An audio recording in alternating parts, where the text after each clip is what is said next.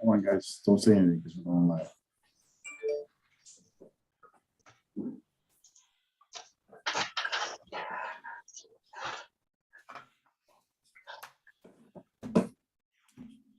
We are live. All righty. Live out of Miami, Fort Lauderdale, Lancaster, Pennsylvania.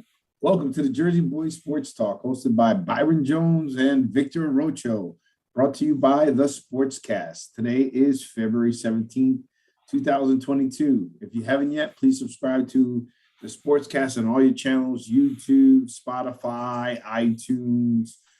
We also have, go on iTunes, go on the purple little button that says podcast and subscribe to the Jersey Boys Sports Talk. Please leave us a review and a rating. That'll help us out tremendously.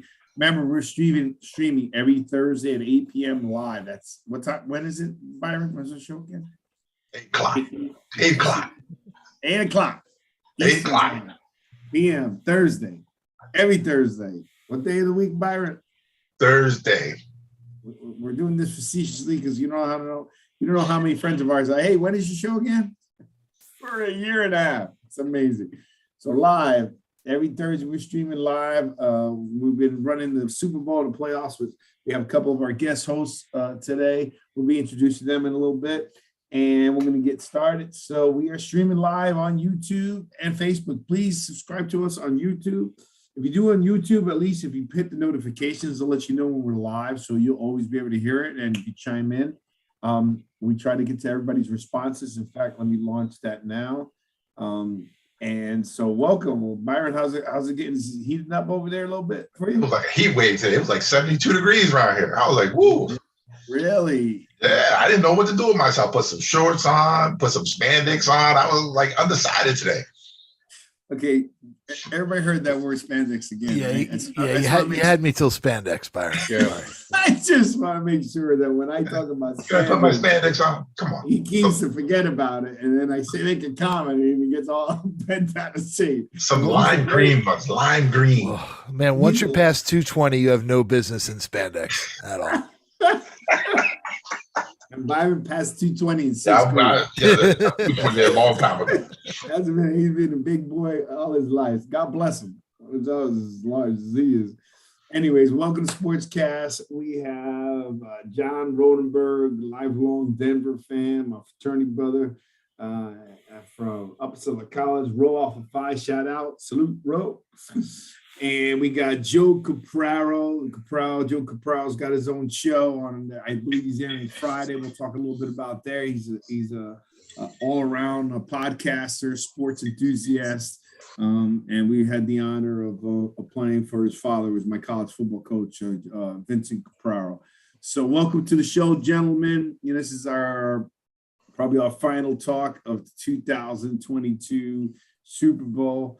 And we're ready to get going right away. So, Byron, you said it's a heat wave over there. It's only in February, right? Heat wave, 72 degrees. It was nice today. It was beautiful. Nice. Yeah. It was cold the last couple of days over here, and then it got a heat wave again. So it's just funny how it goes. We're dropping down to the 40s this weekend, so. I'm a little under the weather, so I'm hoping I'm okay. It's just the only show that I had 2 appointments I had to cancel. Just to get some rest for the show. So the show must go on because I was out and got too much light on the background. My head keeps going. There you go. Because last week I was in Vegas. Maybe it feels like it was so long ago. Maybe it was that trip that got me tired. Maybe it's just too old, getting old, and I'm exhausted. But anyhow, we got a big show to talk about today. Obviously, we're going to talk about the Super Bowl. Byron, you sent me some stuff, so I didn't know if we wanted to go over that. Give me the whole listing of the coaches. They just added a couple new coaches. That's all. Like Mike Grohl. Grohl. Remember him? His dad, Al. Head coach somewhere in Virginia. My receivers. That's his son. Brian Cox is an assistant defensive line coach now. He's been out for since 2016. Yeah. Is that Brian Cox from the Dolphins or somebody different? Yes, it is. That's that guy. And was that Mike Kroll from the Broncos? What, the son? Mike Kroll, yeah. Was he Bronco? Yeah, I think so, yeah. Yep, okay, 51. I'm happy to see he's on the defensive line, Brian Cox. That's pretty good. Grohl is going to be the wide receiver coach. Okay, Well, then no, but I'm probably saying different guy. Brian I Cox forgot. was a great linebacker for the Dolphins. Yeah, He's yeah, really he was. good. Yeah, He's a player.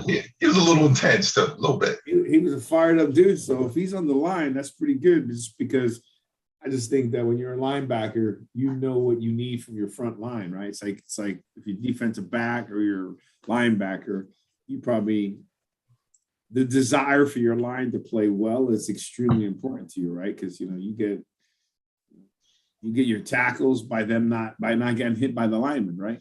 Keep the lineman off the line. Keep the lineman off the linebacker. Yeah, he had to do it all the time. Yeah, they get all the glory. And then the linemen are also a key component to a defensive back that I play, because the more pressure you put on the quarterback, the less time the receiver has to run, which gives us the opportunity to do what we do, which is Makes you look good. Yeah. It does look good. So it's like, Unless you're Eli Apple, but that's another thing. Oh, oh no. yes, Already jumping right in. Unless Right you're there. amongst the rest of the defensive back this year, I've never seen so much drop interceptions in my life. I mean, this has just been this has been a crazy year. We're going to talk about it a little bit, but you got to admit, we were talking a lot last year about drop passes, and there were still a lot of drop passes, but there was on lots of teams a lot of dropped interceptions. Yeah, but I heard now, I'm not how true this is, but the only reason you play defensive back is because you can't play wide receiver. You can't catch. That's what I heard. Okay, well, two things. One, I was really good at both, and two, Grillo told me that when I was in high school, when he converted me to defensive back, because I was tight end, he said that receivers are dimes a dozen, especially in college. Everybody wants to be a receiver, but to be a really good defensive back, it's not easy. So Play defense. Whoa. You play tight end? Yeah, believe it or not. Oh boy, I'd have had a blast going with you. Oh yeah, It'd have been ugly. JP Stevens had a blast with me, bro. I couldn't even get out of the line, bro. I was like 160-pound tight end. Oh my God. And the JP Stevens defensive ends were like 6'2", 210, 240, bro. They were just smacking me. It was ridiculous. But I should have stayed with receiver. But anyhow, that's one of the reasons why I stayed with defensive back. Was Grillo said it was a more difficult position to play that. And I looked up to Mo. The reason why I was a tight end is because Adam Early was one of my favorite players when you guys, who was a defensive end and as a tight end. I just wasn't as big as Adam Early was when he was a senior. You know what I mean? Well, I think, I definitely agree with that playing the defensive back is harder than playing receiver. I mean, the receiver, you know where you're going, you know where the ball's supposed to go. And you also don't have to worry about tackling. Blocking to me was always easier than tackling. Right.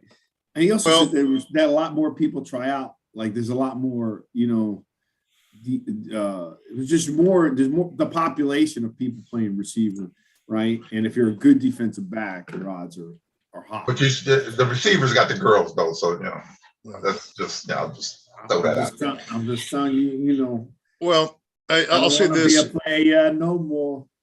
When I got to Uppsala, I was linebacker. First day, a guy by the name of Frank Caprero. I don't know if you remember him, Joe. He's still around, believe it or not. Is he really? God bless him. 300. He's 335 years old. Great guy. He's like, still carrying the tablets, right? He said, John, come here. I want to talk to you. Go over to the tight ends. That's where you go. I'm like, but I've never played offense a day in my life. No, you'll be fine. Just go. First shot I took, I never thought I was going to breathe again. Got hit right in. Never mind. But yeah. So yeah, receivers, we did get all the girls. There you go. Your dad wanted to convert me to quarterback, Joe, my junior year. And I was stupid. I didn't really want it. I wanted to. Isn't that when he had Egan playing quarterback? Who was the quarterback at the time? Yeah. We had a bunch we had different ones, right? I mean, Egan was there, but Spencer was still there. Oh yeah. We had a whole bunch of quarterbacks, but remember, I came off my sophomore year and I had that banner year as a punt returner, right? So it's funny. I don't remember you being that good of an athlete. Sorry. You're too young. It's not my problem. Me wooing you as a great athlete ain't my problem. But I got the medal and the artwork and all the paperwork to back it up. So I'm good. I'm good to go. I'm in the books. I got a picture. And I'm in the books. I'm in history books. So I'm good. I ain't worried about you or anybody else. But and I am 2-time All-Star All-Mac, so let's make sure that's clear. Anyways, that's it. Is he telling the truth, Byron? I'll admit he is telling the truth. I'm just messing with him. I know it was the truth. Yeah, he was. I'll grit my teeth and admit he was a pretty good college player. That was really good. Not pretty good. I didn't meet him till I pledged, and it scared the heck out of me. Well, that's the story. Quarterback material. Sorry. Well, the reason is, first of all, yeah, I could throw a ball like with no problem. But the thing was that your dad wanted me because of my running abilities, right? I led the country as a punt returner as a sophomore, and I ended up number 3 in the country. I got a letter, John, from the president. And I thought we were in trouble with my fraternity. I'm like, man, I opened it up and it's like he's congratulating me because remember the NCAA paper. I thought we were fraternity was in trouble. Why am I getting a letter from? Why would we ever be in trouble, Victor? We got in trouble. Anyways, we'll tell this story another time. Yeah, so Byron, so I like Byron Cox. I do like Byron Cox. He's in 10th. Brian, come on. Can I have my name? Brian. Sorry, Byron. Yeah. I like Brian Cox. I do like that. Secondary, Jerome. And who else is new? Because you gave me the whole list. They're all new. All right, man. That's a lot of coaches.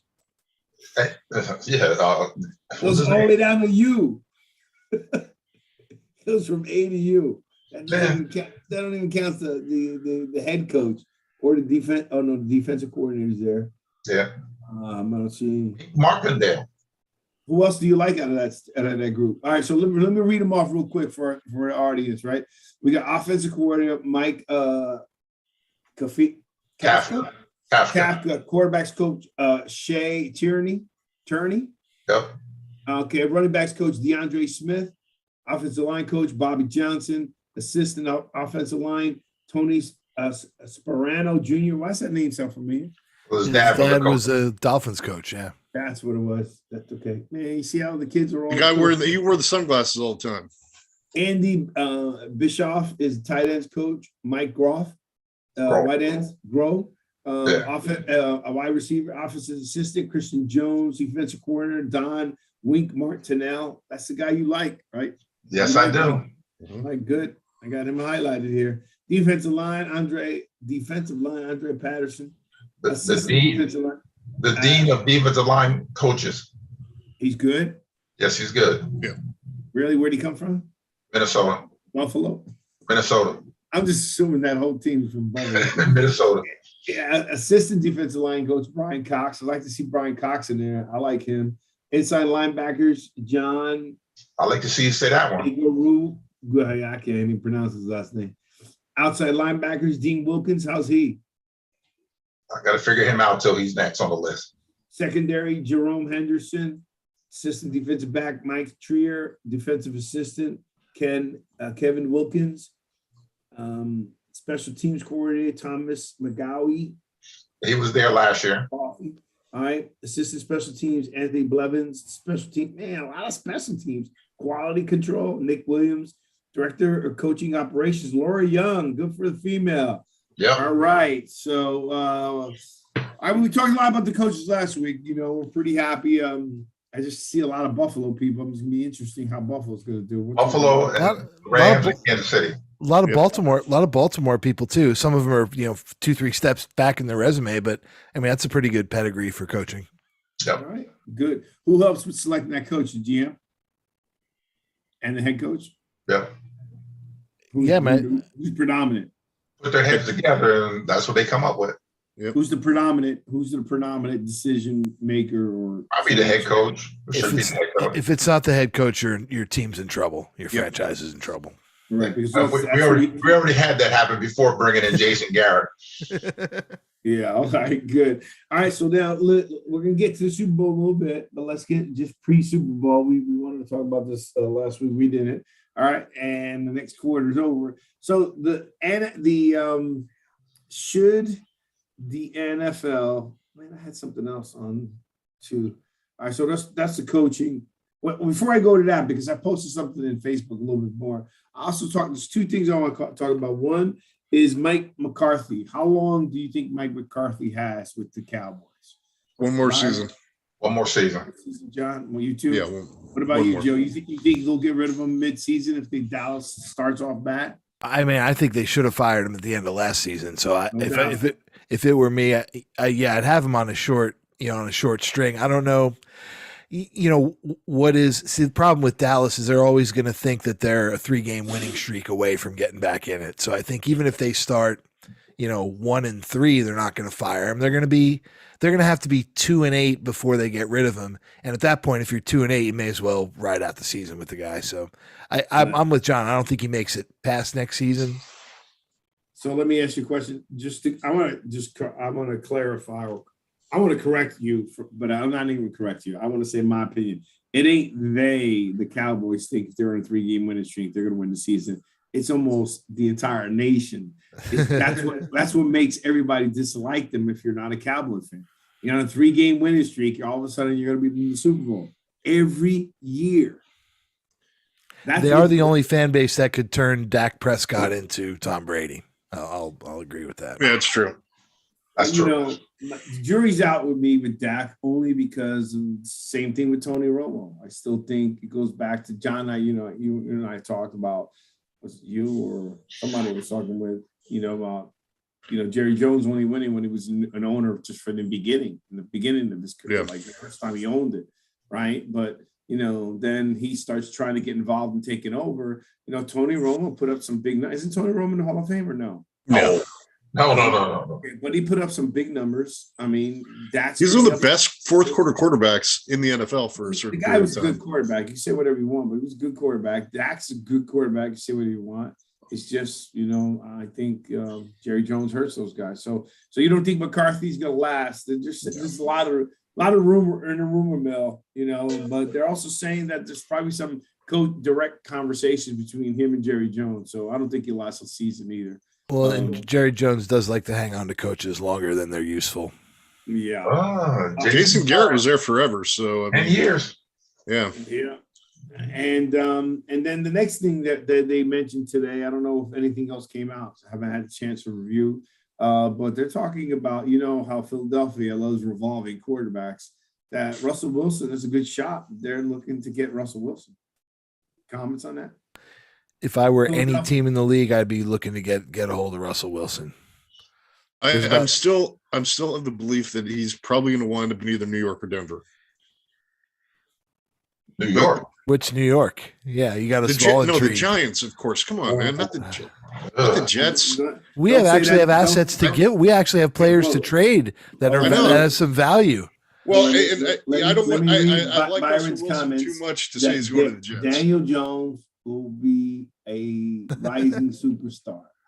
I didn't say rising superstar. I said star. I believe he said Pro Bowl quarterback and Super Bowl MVP 6 years running. I believe that's exactly what he said. Byron, I'm with you. Byron, I got for you the back, record, for the Giants superstar. That's if you had a chance to take Russell Wilson, would you take him? No. Oh, I would trade half the Giants roster for Russell Wilson right now. I'm not exaggerating. Literally half that roster. I'm going to start with Russell and his, like Tom Brady and his wife. I'm starting with Russell. Russell wants to come to New York because his wife's career has stalled and she wants to be in New York. So, her career come back.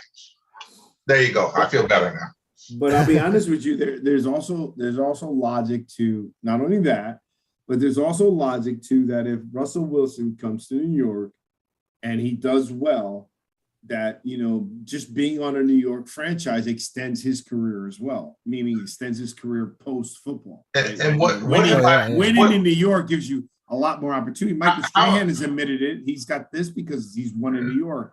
You know, How is he going to win? All the New York guys had extensions of their careers when they win in New York. How is he going to win in New York when he's running for his life because they did not fix the offensive line? I was aligning the comment of her resurrecting her career and Russell Wilson. If he won, that his career he'd have more opportunities. How is he going to win if he's running for his life? I surrender. Seattle.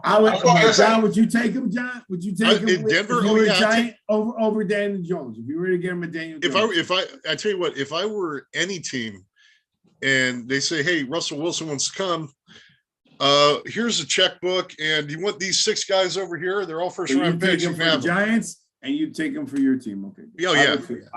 Sorry, Byron. I would too. All right. So those are the 2 things I wanted to bring up in the NFC East. There's nothing much to talk about.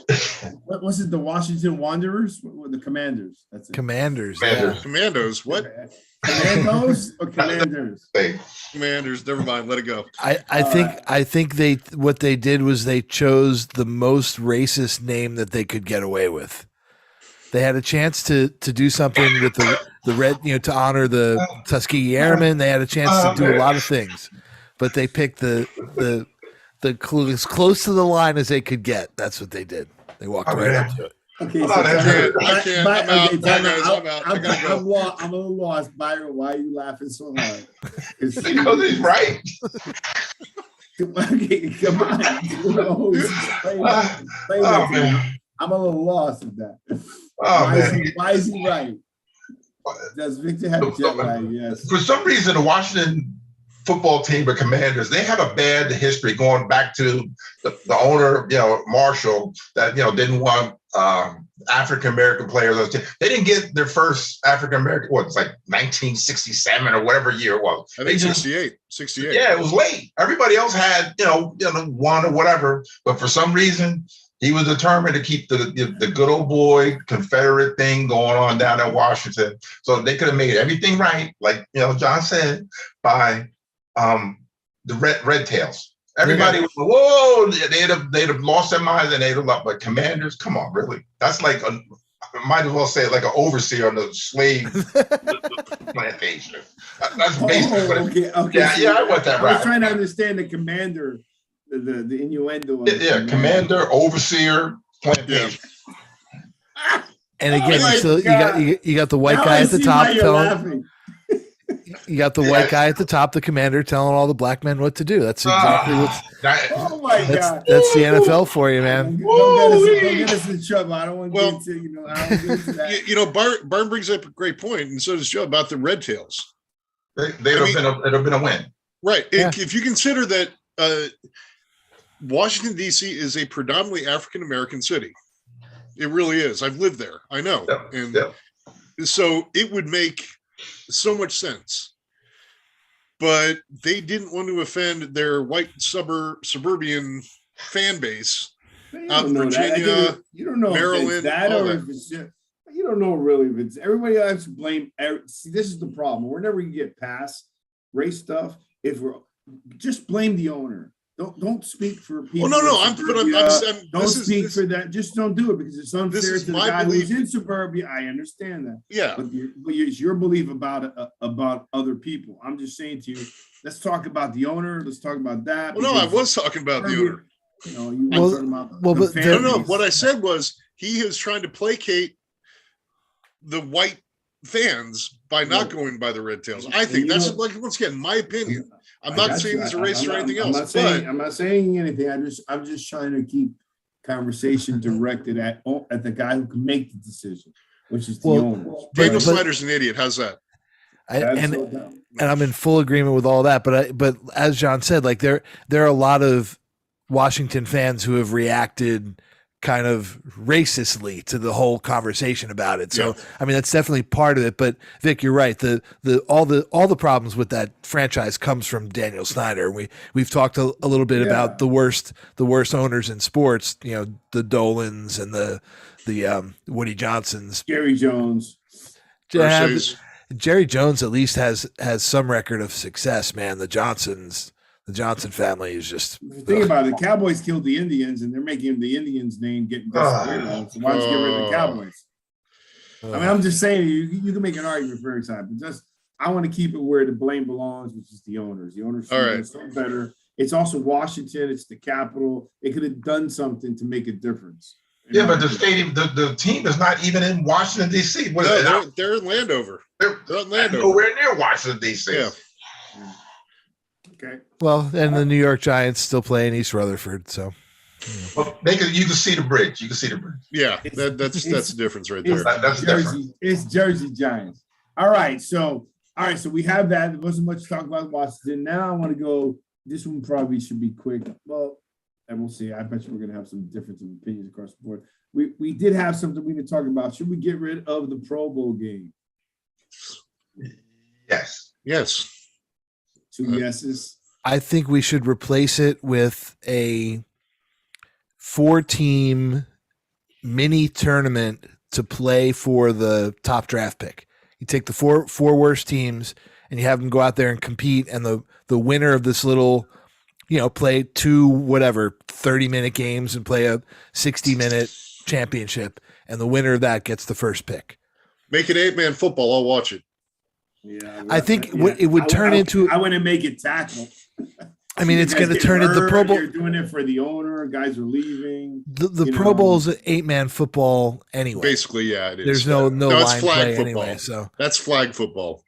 For me, the Pro Bowl though, get rid of it or not, I can't tell you. I mean, I rarely ever watch it, so it's really hard for me. But what I do know is that I've been fortunate enough to be in a couple cities, in Atlanta and in Miami. Particularly Miami has a lot where the Super Bowl is played, and leading up to the game, well, I guess it doesn't really matter because it was always the Super Bowl anyway. So I'm just saying, leading up to the game, there was so much activity, so much stuff going on. But now that I think about it, that happens regardless whether there's a Pro Bowl game or not. I would probably get rid of it. I think it's just not. I mean, I don't know if the guys like it. The players should ready for it, but they can get hurt. So many things can happen. I think that's exactly it. The players don't like it. They don't seem to put out much of an effort. It's not really a game worth watching, and I think that's what's killed it. It's awful. Watching them just kind of, I got you. And come on, really? No. Yeah, and nobody's gonna lay a hit. I mean, I don't blame them. I think they should get rid of it. I think it's still have a Pro Bowl, but they should get rid of it. I don't think there's anything that could come good out of it. Joe, that's an interesting thought what you brought up. I just think it goes back to then it'll easy if once somebody wants to do something like that, it's going to add another game to the season, which is going to make it even longer. It's going to cause more injuries, which is we don't know what's happening, and then analytics. We'll talk about that in a little bit, but I think we should get rid of the Pro Bowl. Well, I think you have a point too that the guys who are on their way to another team aren't going to stick around for that either. So I don't know. Maybe there's something in there where you can have the teams compete somehow fairly for those draft spots. Mm-hmm. Yeah, that's right about that too. So let's get into the Super Bowl. All righty. So we got Byron's got the Rams. John, you picked the Rams. Joe, you picked Bengals. You and I both. And I picked the Bengals. All right, so you ain't gonna change up. Did you write that down? What you have, Victor? I didn't need to. I just got it right on the top of my head. So what do I need? Why I gotta need right down? I'm just checking. Because you might. But remember, I also picked the Bengals, and I'm scared to pick the Bengals because I don't want to change some because I've been so terrible in the playoff picks, right? So and look what happened. Anyway, so let's go, Byron. What you think about the game, and do you think? I'm going to do one of the usual, but I usually. What did I tell you? I told you that they're going to have at least 10 sacks, right? They had 7 in the second half, but they still had 7 sacks, though, right? Mm-hmm. And Aaron Donald would have 4 sacks, but he had 2, right? Mm-hmm. And if OBJ hadn't got hurt, he was going to put on a show because there was nobody else that could cover him up. That Eli Apple, wherever the corners could not cover him if he hadn't got hurt. Did you mention OBJ? Yes, I said he was going to get 2 touchdowns. I did say he was going to get 2, but he got 1 and he got hurt. the guy that I've been yelling from the rooftops of his performance with the Rams since he's gotten. Whatever. Defense wins. Clear. Whatever, man. Keep it moving. Wins championships. And that's all I'm gonna say. And then if the Cincinnati Bengals don't fix that offensive line, that poor kid is going to be just like Andrew Luck, beat up in 4 or 5 years, and he's not going to last a long time. Sam Darnold, yeah. If they fix that line, he'll be back. If they don't, he's going to be like Andrew Luck. So I'm finished with my gloating right now. I feel better. All right. Well, after you go, before the next two guys go, I want to bring this up so we're clear. I believe we've talked about this during the whole playoffs, where the officiating has been an issue, the coaching calls have been an issue, and the play of the players have been an issue, right? We brought all that up. So with that said, Joe? I mean, I think it's pretty clear that the Rams coaching staff won this game. I mean, they made every adjustment at halftime. Cooper Kupp couldn't find a square inch of field to get open. All of a sudden in the third quarter, they're thrown to him every third play. Aaron Donald, who got shut down pretty much the entire first half, all of a sudden was on a rampage. And on that last play, on that interception, he beat two guys like they were junior high schoolers. And I think you very easily could have made him the MVP just based on how he played in the fourth quarter. So I think you got to give credit to the Rams' best players who stepped up at the end of that game, and to their coaching staff who made every adjustment and kind of left Cincinnati number 2. John? Well, we were on that chat during the game as it was. And when OBJ caught that first touchdown, I'm thinking, okay, he's going to throw for that second one. I was waiting for it to happen. Unfortunately, he got hurt. As far as I will say this, there were some inconsistencies in the officiating. I'm not going to say that it was blatant. I was saying there were some inconsistencies. I was fine no matter who won this game. Not that I don't care. I just really like both teams. But I do agree with Byron that if they do not address that offensive line in Cincinnati, that kid's dead. He's going to be hanging 20 up. sacks. He had 20 sacks in the playoffs. Yeah. Alone. And I'm glad to see he walked off the field. I love that suit he wore in and out. I thought, that was nice. But yeah, they need to address that. But here's the funny thing though, is that even with that offensive line, they still almost won that game. And I'm not saying, it was just a matter. There were some things that happened that probably could have gone the other way, and we'd be having another conversation. We'd be saying, yeah, Joe, yeah, Vic, you won, blah, blah, blah, blah, blah, but we're not. But I think there's some of those things that could have happened either way. I mean, a 15-play drive, there's 35 things that can go wrong. Yeah, exactly. But let me go back to I'm happy for the Rams. I'm happy for OBJ. I'm happy for Matt Stafford. Those are two of my players. There's no confusion there. You should have been on the Ram bandwagon. Come on.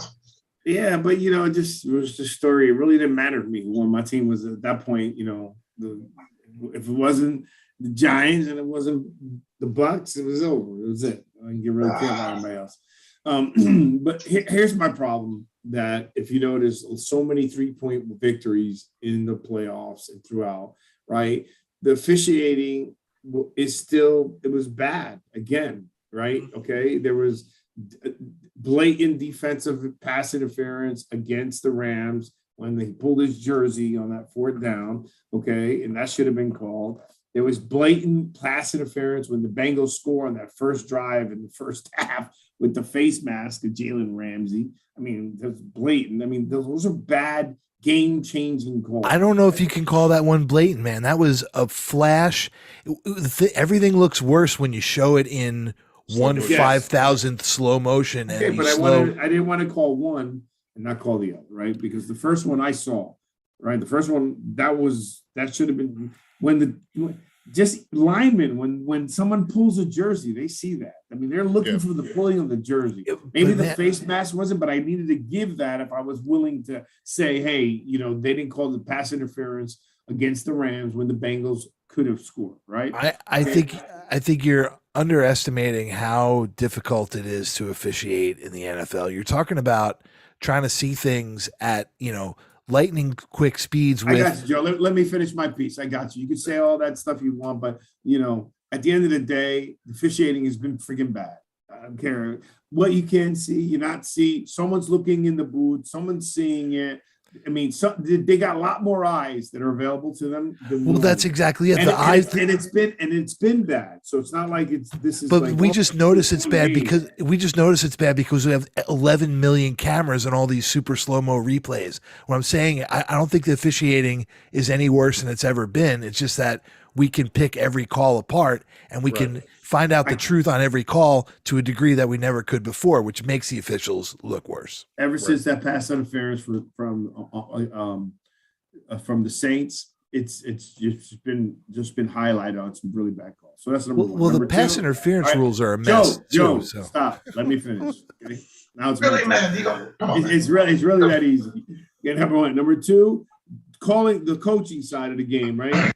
Them calling that 4th and 1 play on the 50-yard line against a defense that Byron said it, defense wins championships. Von Miller, Darnold, what are you doing? Your first time, you're 0 forever in the Super Bowl as Bengals, as the organization. What are you doing calling a 4th and 1 when your defense just stopped that high potent offense? The second they call that analytics, yeah. That's what I'll get to that. As soon as he called that play, that's going to cost them. I can't believe they went for it. Even if they would have gotten it, it still would have been a bad. That was just, I wouldn't have done that at all. And then the drop passes or the drop, I think one of the guys, Boyd, dropped a first down. It was just some of that stuff goes into play. Outside of that, the Rams defense did what they did the game prior. Where in the second half, they just stepped up. It was like they took an entire game and put it in all their energy in the second half. And I mean, they were incredible in the second half. There's no doubt about it. So the guy that surprised me was those three components all led to a lot of situations in the playoffs and led to three-point victories. And that's all I got to say there. Now I'm done. Now, Joe, you can tell me all the stuff you want to say about the officiating. Well, I mean, again, like you can look at the officiating, but that's the most difficult job on that field. And you can't trying to look through 300-pound bodies when things are happening at that speed, when everybody at home and everyone in the league office has the benefit of replay and slow-mo. I agree that the pass interference rules are a mess. And you can apply them however you see fit on every play. So something's got to be done about that. But I feel like there also has to be, they have to open up what's available to be corrected by replay. Like that play, the interference, the face mask on Ramsey. There's no reason that we can't look at that after it happened and bring that touchdown back. Well, like you're supposed to review every touchdown though. Why didn't that get called back then? I don't know. I think I think every touchdown is reviewable. I thought, but I think maybe because it was an offensive penalty. That's the question. Somewhere in there's a rule that says there's a standard that says that's not a penalty that can be called on replay. So that's the kind of thing that needs to be changed. Then we could, because the officials get all the crap for this, but they, like I said, they've got the hardest job in the building. Pass interference is not one of those calls that can be reversed by replay, honey. Sorry. I was putting some laundry. Pay your bills, John. Time to go to bed, John. But say good night, Francis. It's empty. See? But back to what I was saying, pass interference, holding, those are the kinds of things where the penalty is not reviewable. And I think to Joe's point, you look at like the NHL. Penalties are reviewable in the NHL. If, it's just a matter of if a guy's going to get 2 minutes or 5 minutes in the box.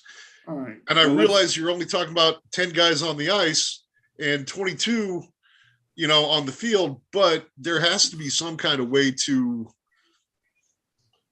manage replay to get it to that point. I'm kind of with Joe on it. I think get there, no, but Joe, hold on, Byron. If they started reviewing every little thing that happened on the field, the games would be 5 hours. Yeah, it'd be forever. I'm sure you've heard of this before. They knew they messed up with that first penalty with Jalen Ramsey, so all the other ones in the second half were probably makeup calls. Yeah, they were makeup calls for what happened. Jalen Ramsey was in the second half. It was the first drive. Well, whatever, the beginning of the second half. Yeah. That was they knew it was a bad play. I'm sure they knew. I'm sure they talked amongst themselves, and then next some stuff started leaning the other way with the Rams. Yeah. Am I the only one of the four of us that's officiated like professionally? I have, because I can't believe what I'm hearing, because you can't as an official, that's always in the back of your mind. But the minute you consciously do this, whether it's a pass interference call for a pass interference call or a ball and strike, something that simple, once you do that, you are screwed. You are screwed for the rest of that game. You have to make each call to the best of its individual ability. You have to throw the bad call you made 3 minutes ago. It's got to be out of your head the second that whistle blows again or that next pitch is thrown. That, I tell you what, the officials in the Super Bowl, there's a 0% chance that they ever got together and said, we got to make up that call by making another one. 0% chance. A lot of money. I don't know. But anyways, okay, but let's get back to now the decision. So let's go to the analytics. Okay. So talking to Andre, our guest host, he tells me, he gave me some information. He goes, look, Washington, D.C. to move back to D.C. Oh, Santiago, good game to test out the rules. He gave me some good information. He agreed that he would not made that call. He would have not called to go for it on 4th and 1. Go figure. Okay. Now he's an analytics guy. He says, Vic, but the analytics have shown that the percentage of times that the Bengals have scored on their very first drive was super high. And their percentage of making 4th and 1 or whatever was actually really high. And I go, I understand, but we're noticing that these analytics and the coaching, they're not together yet, right? Either the coaches are hesitant, someone had to sell people on analytics, they're making some bad decisions. That decision, in my opinion, cost them the Super Bowl or potentially cost them the Super Bowl. They've spotted the other team. They were guaranteed that they only needed 10 or 15 yards just to get 3 points. Okay? Right off the bat. So forget about anything else. So you were either saying, here, if I don't get it, here's my ramifications. I'm going to spot a high-powered offense, 3 points. Okay? I'm going to go against one of the best defensive lines. Okay? Or I'm going to get it, or I'm going to spot you 7 points.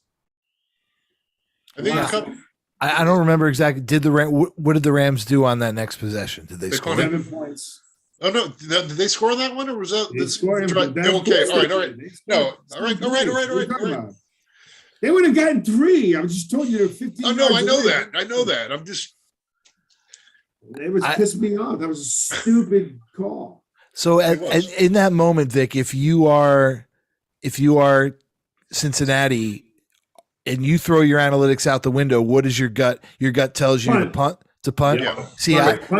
And I'm ordinarily early in the game. I'm ordinarily pretty conservative as far as those things go, but I was okay with that move. I thought if you're the underdog, you go for the big move early on, and it paid off, right? They got the first down in midfield. They didn't give the ball up until they were 20 yards further down the field, right? They gave the ball up on the 50-yard line. Joe, they had 50. When the Rams took over, they needed 10 to 15 yards just to get a field goal. Yeah. That's it. But all right, I get it. And you're going to point to that 7 points of being the 7 point. Time out. And before that, the Rams had the ball and they stopped them and made the Rams punt. So your defense did a good job. Reward your defense by punting the freaking ball. Don't put them in a shitty position. Whoa! I know, man. I know. My dad is reaching up from the grave to agree with you because he was always the guy that wanted to punt from the 40-yard line going in, and I hated that move. But I'm okay with the underdog being the aggressor early on, and I think if you look at the way the game worked out. I know it's a 7-point swing. You can point to that and say that's where they lost the game, but they were in a position to win the game if they had made a stop on defense, if they'd been able to stop them on that drive at all, or if they had been able to go down the field and kick a field goal, go 40 yards and kick a field goal with a couple, minute 30 something left. So I think they lost 7 points there. I don't think they necessarily lost the game there. Whatever they still could have lost the game. That's my argument. My argument is it was a bad coaching decision. Bad coaching. It was a bad coaching decision on that play. Okay, you gave them a bad coaching card on the entire second half. Yeah, I'm thinking one day.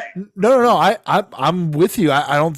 So if you're telling me that they did a poor job in the entire second half.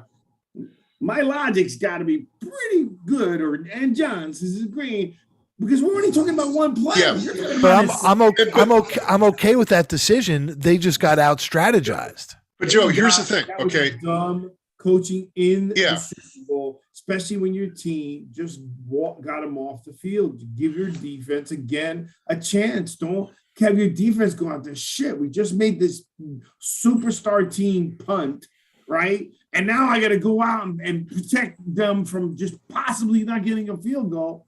Yeah. I think his thought was probably we just got this high powered offense off the field. Let's keep them off the field for another 6 plays. It wasn't Joe. It wasn't even a short 1 yard. It was a long one. It was like the whole 3 feet. Okay. Kicking the ball at that point. Am I wrong on that? It was not like a half yard. It was a full yard. A long fourth. It was not a quarter. It wasn't a quarterback sneak. Yeah. Now, if we're talking like a foot and a half, go for it. Yeah, I'm okay with that because the likelihood of doing it. But you came up a foot and a half short. All right, punting the ball at that point. The worst case scenario, they go down and score. But the next probable scenario, they may get 3 points out of it, which is always better than 7. Or, like Vic's saying, you reward your defense that just knocked them off the field. You're punishing your defense by sending them right back out against that offense. You give them another 6 plays on the bench by keeping the ball a little longer. Hey, listen to me. Let's agree. You refed. I don't know if you coached because I coached. Okay, so you may have refed, but I coached. And I coached too. And you know what? I take a chance in the first quarter. Okay. Well, that's great, but that was dumb. That's it. I don't know how to tell you. Sure. We could look at it a week later and say it was dumb. I said it then. Later, Joe, just playing the game, and I played. Okay, so we all played. We've all played the game. Let me just put you like this. I would have loved to line up against you, Joe. guys, I'm pumping you up, man. You be pissing me off right now. Let me just say this. Hold on, John. All right. We rewarded the defense, the Bengals, by having a sustainable drive that took when the defense took them off. So the defense was getting their rest. So they did. It was a good. It was a good drive. Right. Yeah. It was a good drive. They were going. The defense got their rest. They got it down. Oh, okay. And up 4th and 1, fine. So they weren't punishing their defense. It wasn't a quick 1, 2, 3, 4, and let me go for it and out. No, they had a drive. The defense had a time to rest. So that's where I'm confused in that statement. It makes no sense. You get rid of the ball. Do not put your defense in a bad position. Of best case scenario, here's the best case scenario. That I go to my nephew. It would be a win if they only scored 3. That's a bad statement to say. It's a win for them. Well, you shouldn't have put the defense in a position to have to worry about only giving them 3. Yeah, you shouldn't have done that. I don't know how you could think of it any other way and saying it's a punishment to the defense. No way. Well, how is keeping the ball longer not resting your defense further? That's a pretty basic situation. They get the ball. They get the ball, they run 4 more plays. That's There's 4 no more. doubt. Yeah, but it's got to you have multiple choices of possibilities, and I gave it to you. There was only one, which is what you're saying, that could have happened. The risk was not worth the reward. It just wasn't. Every offense in the NFL should be able to convert a 4th and 1. Every offense in the NFL should be able to get a yard when you need it. But Joe, they should, but they don't always do it, and that's the problem. And when they don't, it should be on the players, not the coach. I don't think going for it on 4th and 1 from midfield in the first quarter of a game is that stupid of a play. Well, hold on a second. It's dumb because it didn't work out, but if they make that yard, he's a genius. He's the boldest coach in the history of the Super Bowl. No, back me up here, Byron. Come on, man. No, that was Sean Payton. Sean Payton when he did the onside kick. So, again, I remember. Did you coach? Did you ref? That's the one you got to remember is the ballsiest coach. No, I coached. I ref. I just can't remember anything. That's the problem. I just have no memory. My final statement on this, guys. My final statement. That's the problem. Center and inside linebacker. Too many hits to the head. Center. My final statement is this. My wife, who knows nothing about football, said, "What the are they doing?" Yeah. So that, and once again, logic is right there. Even she knows you punt the ball in that situation. Now, Joe, I'm not saying what you're saying isn't true. Every team in the NFL, yes, they should be able to convert a 4th and 1. However, not all of them can. And Joe Burrow, as great as a great player he is, he doesn't have, like we said several times during this show, he doesn't have the offensive line that's going to grant him the ability to get that 1 yard. And once again, if we're talking, a 1.5 feet, okay, yeah, because that's exactly what they got on that play. But you also have, this is a game of inches, and he came up short. So I'll leave it at that. I'll just shut up. Byron, he should have done it. Analytics, what? He should have done it. He should have took that. When they called down to tell him to do that, he should have are you kidding? You're fired. Get the walking back to Cincinnati. Turn around and put a finger in the air at that time. There's nothing that tells me that the Rams aren't going to go 85 yards if you punt it there anyway. But I would have taken that. Because that would have run the ball anyway. The Rams. In other words, if the Rams did that, let's say the Rams did do that, you give me more argument for why you should have punted it, because you're risking that offense that can go 85 yards and go down. So I'm just saying to you that the if the Rams would have went down and scored anyways, because they could have done it on the first play, the first series as well. If they would have done that, they would have done that. Now it's on your defense, right? The defense had to put a stop, but at least you're letting the defense make them go 85 yards instead of 10 or 15. Well, I just, part of my problem with this argument is that and again, you all played and coached, that it's not as simple as, when you make one decision early in a game, it affects every series and every decision you make for the rest of that game. So you can't look back on the first quarter and say, well, if they just did this one thing differently, it would have taken away this 7 points and the outcome of the game would have been different. If they did that one thing differently, every decision each team made from that point on would have been different somehow. One coach, you're taking it further. We're talking about that one decision. That's it. We're talking about that one decision. Vic, to Joe's point, that builds on everything else that how you structure the rest of the game. It can be just on one play. He's saying we shouldn't. No. I'm saying if you're going to be critical of that staff, be critical of their failure to adjust to what the Rams did in the second half, not for trying to be bold at the very beginning of the game. I already agreed with you with that. I am telling you on that one play, we are entitled to agree to disagree, but that one play, that was it. You shouldn't have gone for it, period. So let me ask you this. Do you think and time out, we all agree that turnovers, right, are bad. Yeah. Okay. And 2, turnovers that turn into points are bad. Yep. To me, that was a turnover that led to 7 points. It was a turnover. So my question for you is, if they punt the ball there, does Cincinnati win the game?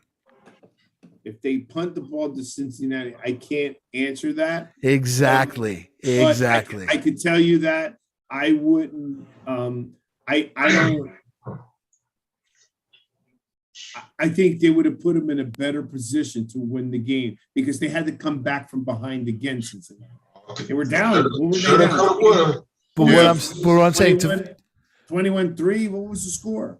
The Bengals had to come back again. Yeah. They did. Yeah. But what I'm saying is by focusing on that move, if you can admit that wasn't enough to win the game, I feel like that's the wrong place to focus your that at least they made a mistake. All the coaching bad decisions across the year this year, and then ending the Super Bowl with a bad coaching. I'm just saying that play was a bad call to play. But you just said ending. You just said ending the Super Bowl. It was one of the first things that happened in the game, and there was so much that happened after that was way more important. And I'm okay. I can forgive the error of aggression over. I would never forgive it. Like Byron said, fire them and go from there. Wow. I mean, that was a terrible. Okay, 4th down conversions. Okay, let's go. Here we go. Analytics. Let's go take a nap. Yeah, let's go down to analytics. Okay, so I don't want to know. Okay. Joe, I don't want to sound like I'm like. It's a 62%. Cincinnati is 62%, almost 63% chance of converting. Right, that's not great odds for me. That's got to lead. That's got to lead the league 60-something% on 4th down. No, New England led it at 72%. Then Kansas City, then Baltimore, and then the Chargers. How many attempts? How was Cincinnati one of the more aggressive teams in number of attempts? Cincinnati was more successful at home than away. They were 50% away. So 50%, they had a 1 and 2 shot of making it. And you're going to take that shot in the Super Bowl? I'm going to take that shot. If I'm the underdog in the Super Bowl and there's no score, I'm going to take that shot. You'd be holding the same trophy Cincinnati is. No, it's still a trophy. Yeah, it is. You still get a Lamar Hunt trophy. So I mean, trophy in like this, release. Okay. So, anyways, I'm just telling you the 4th down, and I just think that, and this year, by the way, in your comment of every team should go make it on 4th and 1, this year was the most teams have ever gone for analytics. 4th down. And analytics, I just think is overrated. Santiago asked me, he goes, "Oh, so you don't believe in analytics?" And I told him, no, that's not true. Not that I don't believe in analytics. I just think that it's so new. It's still not giving. There's a disconnect between experience, gut, and using the analytics at the same time. I think it may be making these coaches second guess some of the decisions they may and may not do. There's like an integration problem, trying to figure out how to use it. Yeah. They're not comfortable yet. And then what happens is what's not, and I told Andre the same thing, what's also not there. And he goes, well, that's, the coach, by the time he catch up the analytics, that coach is with another team. I understand, but that team will have the analytics. The part of the analytics, and I'm a data guy, okay? And Joe, I believe you are as well. The part of the analytics is now they have to enter the data, right, of did it work, right? And that data, you can't enter it until it's after the fact. So until you make a gut call, right? Yeah. No. So you go with the analytics. Like in that case, the analytics says to go for it. They went for it, didn't work. And they got to do other things and keep adding that data back into the analytics, saying, hey, what? And the coach has to go in and put in, I wouldn't have done that, right? He's got to make a choice. That's the only way those analytics, that AI is going to get to some degree of getting as close to the best decision making outcome possible. Well, that's interesting because let's play video games. That's my, and when we talk about analytics for football, I do believe there's a place for it, but I mean, if we're going to be pushing analytics so far, why are we even playing the game? Why don't we just have everyone play Madden from here on out? Come on, John. Analytics should be part of the game on paper, bro. It's not like you don't. It's not like we didn't use analytics. It's just but more back robust. then, it's more computerized. It's more non. That's what I'm saying. It's and we're relying more on that than our eyes, than what we've seen. You're relying on your gut. Come on, Byron. Tell me you didn't study it. Every player in the NFL, okay, has a book against their competitor, against offensive linemen they played against, and tendencies and so forth. That's their analytics. Carl Banks, man, I remember. Yeah, was it Carl? Yeah, Carl Banks. All right, he had a book he was showing. It was amazing. He knew every player he would play against every year, and he would document it. That's analytics. But then, but he's documenting that. He's getting started. The film people are doing it. You know, that's like, okay, the Dallas Cowboys, what they do for years. They had the computer, you know, that they ran all the people through the computer, and you know, you had to be a certain height or a certain speed, you know, to be whatever. That's all computerized. Now think about this. Aaron Donald is about 6 foot tall, right? He is not the typical size for a defensive lineman, not even close. And you know what? We're going to take him off the board because he's not 6'4". They used to do that though, Byron. Yeah, I know they did. They did it with him. They used to do that. They used to do that. They used to do that. They wanted defensive ends at least 6'4", 6'6", or higher for their size. Or your arms had to be, you know, your arm length had to be a certain length, your hands for the quarterbacks, there's a bunch of stuff that they had. Same thing with quarterbacks. Look at Drew Brees. Drew Brees was like maybe 6 foot. And your hands, their hand size. That's a big with them too. Yep.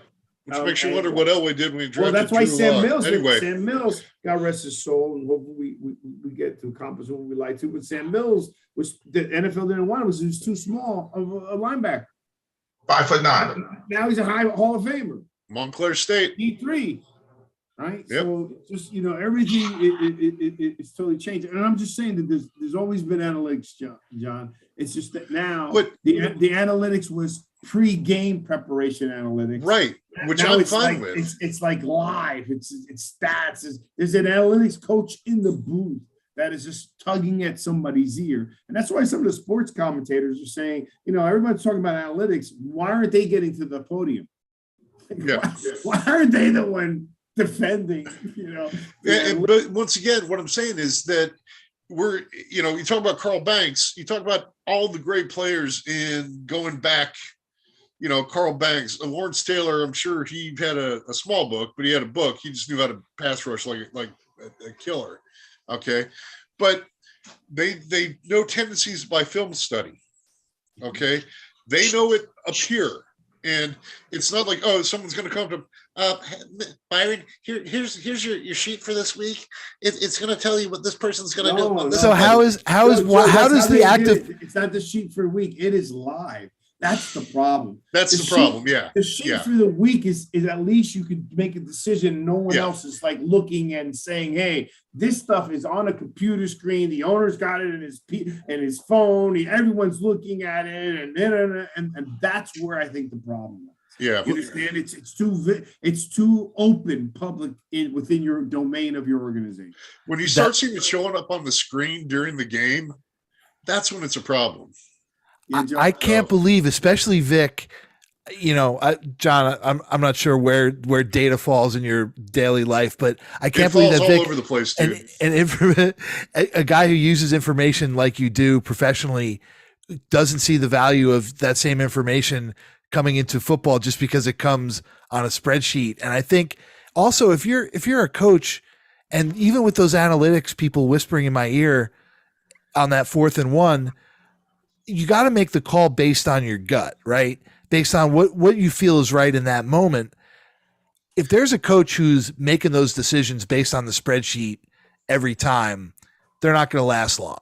But I think it's funny that like you all are saying, the information's always been there, but somehow the act of putting it on a spreadsheet and on a tablet that's on the sideline makes it evil. I mean, it's just, it's all in how the coaches use that information. Whether they use it. Joe, we're saying the same thing. I don't know where maybe. Yeah, I wouldn't say it's evil, dude. I'm telling you the same thing. What I was saying to you is I'm saying the same thing. We've always used it. I always believed in it. We had its tendencies, but you also had to have some gut instinct, right? Yeah. I mean, there's a gut instinct that, you know, this thing is too long. They're going to throw the ball to Cooper Kupp. They're going to throw it to Jefferson. My gut was going to tell me, I don't care what it is. My gut inside me instinctively has a feeling this is what their tendency is going to go. Yeah. But sometimes their tendency is to go against the tendency. Yeah. Right. Okay. Number one. Number two, what I'm saying to you is that the coaches, that's why there's been a lot of coaches having problems. I think there's a combination that they're not always going with their gut, and they're going with the analytics, and some of them are going with their gut, right? So I think you're seeing that in the bad coaching decisions, because like Byron goes, analytics. Well, why is he saying that? He's saying that because they made a decision based on analytics. He didn't say, he's not saying the analytics because the coach just said, well, screw analytics, I'm gonna go with my coach, with my gut. No, it's interfering that fine line of, the day someone sold them on analytics that is live, because it's a live feed today, right? So think about it. It's not like before several years ago, the quarterback would come back to the sideline and then they would send them already pre-printed pictures, right? Remember that? Mm-hmm. Was Yeah. Right? But live. That was like us. On a string, right? On a string. Right. Yeah. Right. Look at this picture. Now he's on the tablet and he's immediately seeing. So I'm just saying to you, it's migrated towards that. The one your boy smashed, though. Well, and here's where I end up making a reversal, because now I want to blame the stupidity more than the tool.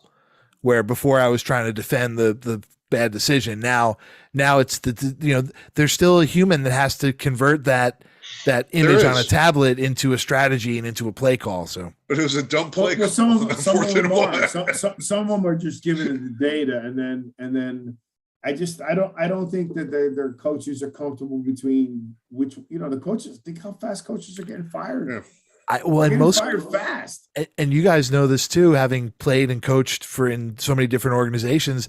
Football coaches aren't necessarily the most technically forward people, by rule. And I think that because there's no new young ones yet. yeah. Well, there are now a bunch of them. Yeah, young ones, and then the young ones are going to go with it. And they're going to go. There, a lot of things are taking place. All I'm saying to you is, there's a place for it. I think it will get better. I do think, Joe, that the guys are making decisions based on, look, I commend. It's because of the analytics that coaches have been more ballsy, and that's gut. I'll commend them on that as well. So I don't think it's all bad or good or anything. I'm just apprehensive of the fact that the blend hasn't worked enough yet, right? It's like a Moneyball, right? They never won the championship using Moneyball. Yeah, I like the fact that it encourages, like you said, ballsy calls, because I like chaos and I like going for it on fourth down and I like 2-point conversions, and I think there should be a lot more of it. So I think that's why I get bristly when people try to condemn analytics as a blanket thing, because it's not the numbers' fault that the coach made a bad decision. Analytics is the devil. No, I'm kidding. I'm just kidding. Yeah, but it's like the commentators were saying the same thing when I told you. Remember how bad I was about they should fire the Los Angeles Chargers coach when he went for that fourth down, right on the 20-yard line. I mean, you can't look at it that our percentage of getting a 4th and 1 is 70%. So on the 20-yard line, let's go for it. I mean, those two don't add up. They just don't, not to me. Right. Again, so I'm just saying to you that somewhere along the line, right, you can't, is one thing about making some ballsy decisions. There's another thing of knowing when to don't be so brazen, right? Because you're going to end up out of the playoffs. Well, and I think we can all admit that I'm a lot dumber than you. So my option to take a stupid chance should not come as any surprise to anyone. Joe, I don't think you're stupid at all. So don't play yourself down. I mean, out of everyone here, I'm the idiot. So I'm always. So me and Byron can agree that both of you are dumb and dumber. I will. Byron, really? Really? No, not me. Right. I'm just always willing to. I don't think anybody on if you were dumb, you wouldn't be on my show. Well, number one. Can I just let me clarify the Madden state? Number two, all I'm saying to you is just that all I'm saying to you is just of a person of opinion of like in the game, there are things that you're going to see as a fan, and there's going to be fans like you that like those kind of calls, right? But for me, going for it on when a chance to get in the playoffs on the 20-yard line, it's not a good. I don't care what your numbers say, whatever it is, it's not a good move. Right? Man, I remember when Victor Arocho was young and bold Now he is old and stodgy. Hey, I'm always willing to forgive a mistake of aggression. I take my comment back from you. my comment about Madden Byron, goes back to when I haven't played Madden in years, but they used to like have a play picked for you. Like, that's how I view analytics sometimes is going to that. Oh, Madden picks this play to go for. I want to run the sweep. I don't want to run straight up the middle, So because what that AI did is, even small as it was at that time, it said, hey, this will be a great play to go for. And that's kind of where my fear of analytics comes in, if I'm being honest. Because whenever I'd run up the middle, like I said, I'd only get stopped 3 yards short and have to punt. So it's funny. In one breath, go for it on 4th and 1 on the 20-yard line. Never. Like the Chargers. I'm a defensive guy, man. Punt. I want to smack somebody. Yeah. Exactly. No matter what it says. So I'm just saying to you that there's don't it cost them. I mean, the guys didn't make it to the playoffs. We just had John in one breath say how dumb he was, and then in another breath say that he was smarter than a computer. So no, I never. Oh no, I never said that. I'd say I want to run the sweep, but I'd be the idiot that goes with what the computer wanted and run up the middle. The apple juice is stale. Oh my God! All right, guys. Well, this was fun. We really appreciate you guys during the playoffs, and I believe you guys are smart. We have difference of opinions. Everybody has different coaching styles. I'm pretty bold. I'm still bold. There's no confusion there. I just don't like. I think that there's still old school football in me of some traditional pieces. And it's in any sport, right? In any sport, you'll hear someone say, you know what?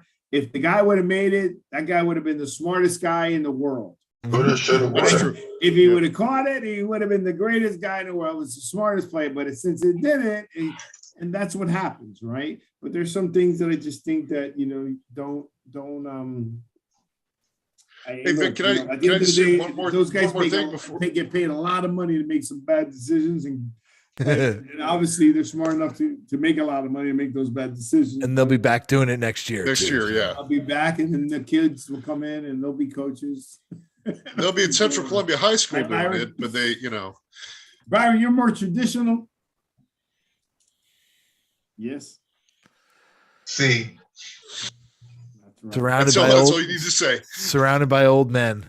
Yeah, well, I like some of the new stuff. I like a lot of the 4th and 1s going for it now. I do. I like it. It's about the game, but it's funny though. In the same breath, it's with either you or John that complained. I think it was you, John, that you complained about. What is this pass for 2 yards? What is it? No, that's me. Terrible. Yeah, I hate that. Yeah.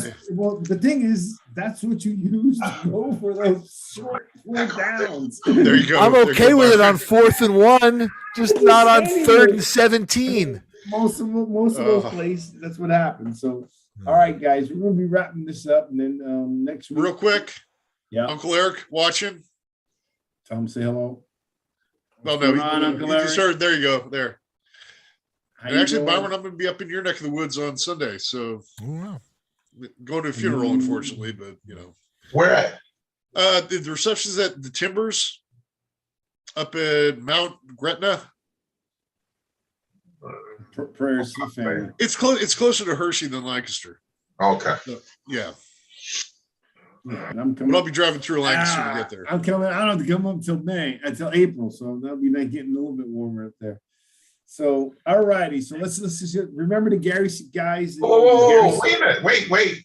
Yeah, don't forget about Sam Mills. Come on. Sam Mills, Hall of Fame. He finally got in. That's all I have to say. I feel better now. Okay. I thought we were waiting for that special surprise. I just had to say that, Doc, because it makes me feel better now.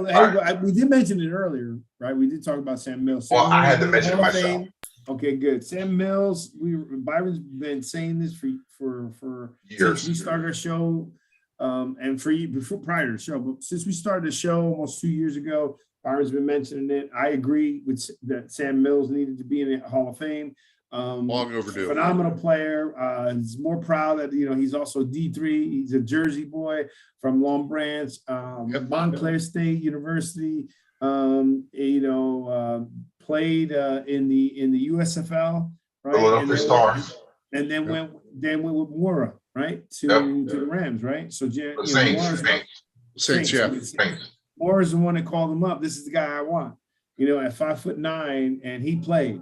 I mean, he was definitely playing. He's beloved in New Orleans. Carolina too. In Carolina, especially, yeah. Mm-hmm. So shout out to the Mills family for Hall of Fame, and God rest his soul. All right, so our nation's defenders and then our first responders, Gary Sinise Foundation. Freedom, security are precious gifts that we as Americans should never take for granted. We must do all we can to extend our hand in times of need. Those who willingly sacrifice each day to provide that freedom and security. While we can never do enough to show our gratitude to our nation's defenders, we can always do a little more. Gary Sinise, the GarySiniseFoundation.org. Whatever you can do, please help out our nation's defenders. Don't forget, next Thursday at 9 p.m. Hopefully, I'm feeling a lot better. We'll be coming again. We got some other things going on. Eight. I was just testing the folks out there. At 8 p.m. Joe, your show moved now is on Fridays, no? Well, we're taping Fridays. We still air on Saturdays, 11 o'clock Eastern. It's the Sports Plus show. You can go to valleyfreeradio.org or thesportsplusshow.com and check that out. I've also got a new show, a Blazers podcast called The Trail Babblers. New episode came out last night. We've been doing really well on that, so check that out. We're actually in need of a guest for tomorrow. We're taping at 5:30 Eastern. Invite. You coming on? Okay, I'll Facebook mail it to you. Yeah. All right, so join us tomorrow. Get on my calendar is the best. Go ahead. Join us this Saturday with special guest Victor Orocho. We are without one of our hosts, so we need somebody to step in this week. So that'd be great. I'll step in with you. Hold on, let me put it in. He's going to take over the show, Joe. Just you need my bell. Well, I like better being a guest. I'll send you a bottle of the brown stuff. And Vic, sorry about your blood pressure tonight. Yeah, it did go up. I was worried about that. Yeah, me too. Oh my God. It's to explode. Oh, please. You guys are ridiculous. That vein right there. The vein Yeah, right you saw the vein pop out I right saw there. the vein right there. Yeah, right there. Yeah. He is probably the healthiest one out of the four of us. But man, Vic, you'll see our entire show is like that. So you'll and I'm different when I'm a guest, right? So sure you are. Yeah, okay. Yeah, okay. I don't have to look at 15 screens and monitor, apple juice and all this stuff. What time, Joe? Whoa. Hey, leave the apple juice alone, man. We're taping tomorrow 5:30 Eastern, right? You're still in Florida, right? 5:30 to what? It takes about an hour. 5:30. Put that in your schedule, Victor. There you go. I have to, bro, because the vein is going down in your forehead now. It's starting to look better. Go ahead. Well, it's the blood thinners he takes. He's coming back around. Yeah. I don't think no blood thinner. Yeah. And just so you know, you can't swear on our show. We're on the radio, so I don't swear. Yeah. Dude, you swore. Oh my God. 3 times today. Well, you guys, that's because you have my vein popping out of my head. Well, make sure actually, on our show, that's usually Matt that's getting me riled up. So he's the one that's not going to be there tomorrow. So maybe we'll have. If I'm on somebody else's show, I'll be more conscious. Sure, you will. I'm going to tune in on Saturday just to watch because beep. Yeah, FCC, a lot of money, man. A lot of money. If it goes poorly enough, we'll have you guys on afterwards. Oh, okay. Wait, hold on. I'm not sure if I take that as a compliment or as an insult. It was supposed to be an insult to Vic, but I don't know if it came off that way. So. Okay, as long as it's to him and not me and Byron, it's listen okay. to me. I could hang on anybody's show. I ain't worried about it. I used to do this live out of a car. Sure, you could.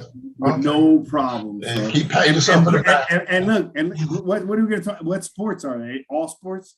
Anything? We're going to talk. So as much preparation as you do before your show, we do zero. We do all our preparation in the 30 seconds before we start recording. So no, I prep my show, but I can go live on pretty much almost any sport except for a few. We'll talk a lot of Super Bowl, a little bit of NBA, I'm sure. Yeah, I'm on basketball, football, baseball, boxing. Let me know when you have hockey on, Joe.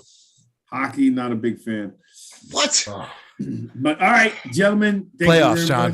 Playoff time. Get to bed because I am not feeling well. And I will talk to you guys soon. God bless. Hey, take care, everybody. It's been fun, guys.